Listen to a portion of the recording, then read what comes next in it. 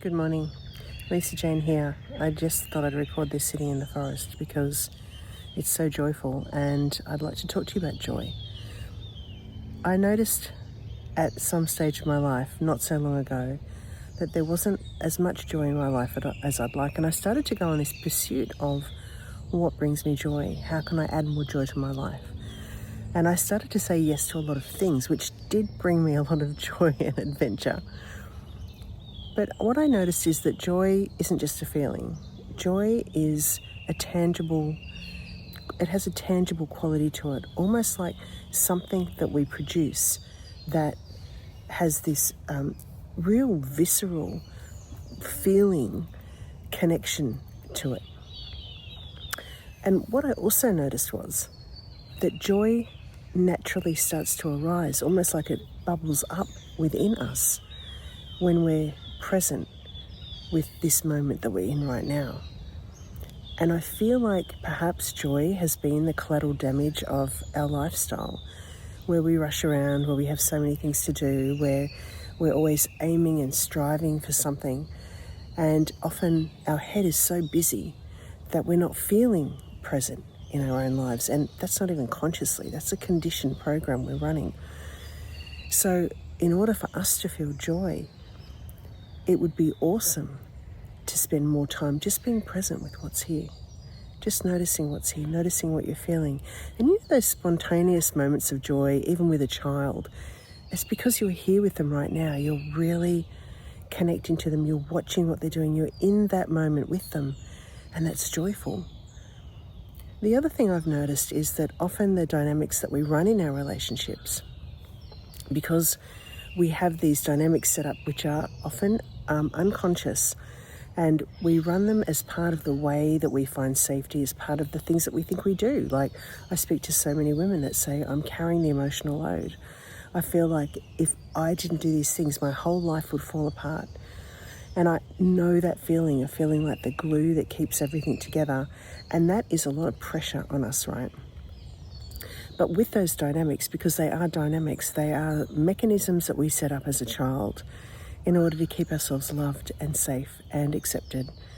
And we thought as a child that if we did these things, i.e. like people pleasing, like, walking on eggshells, keeping the peace, taking emotional responsibility for people, we perceived as a child that if we did those things, we would be considered valuable.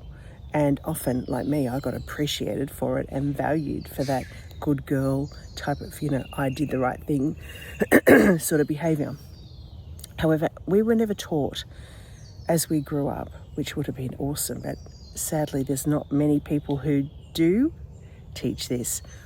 As we grow up, we weren't taught that we did that to get our emotional needs met. We did those behaviours to feel safe in our body. And that's not just a physical safety. It's not an idea of safety. It's a feeling of emotional safety. If I can't feel that, I might get anxious and I start to run these behaviours because I don't know any other way to bring safety back into my body. So when I'm running these behaviours as an adult, I am pleasing other people. I'm saying yes when I really want to say no. I'm saying no when I really want to say yes. I'm not saying what I really feel because I don't want to hurt their feelings, or I don't want it to land badly, or I'm even a little bit afraid of their reaction. And you might notice in all of those behaviours, I have to abandon myself. I have to walk away from myself. If I don't listen to my intuition and what my body says I want to do, if I ignore that, if I dismiss that, I've abandoned myself. Now, if I'm not here with myself, how can I feel present? How can I feel not only present, but how can I feel content? How can I feel safe? I'm not here with myself, right? Let's digress for a minute. The way that we have been taught to be in relationship works against the feeling that we're looking for by having a relationship. Let that land, right? When that landed on me, I was like, what?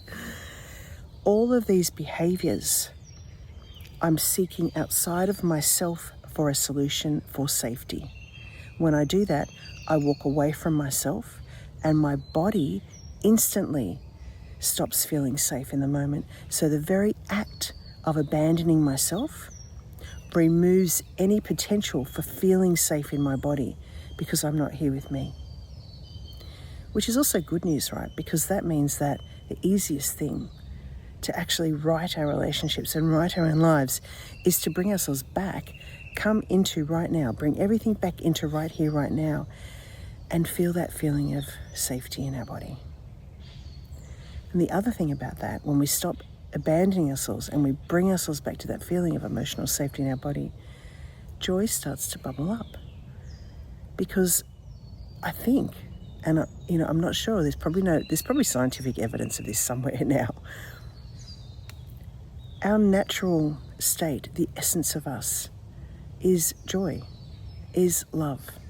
And so when we are here with us, when we are naturally present for ourselves, our true nature, it feels joyful. So if you're missing joy, by all means, start to look outside and say yes to more things, because that's cool. That brings a lot of fun and adventure. But this work of bringing emotional safety back into the body, this is emotional evolution. And when that starts to happen in your life, everything starts to change. Your relationships improve.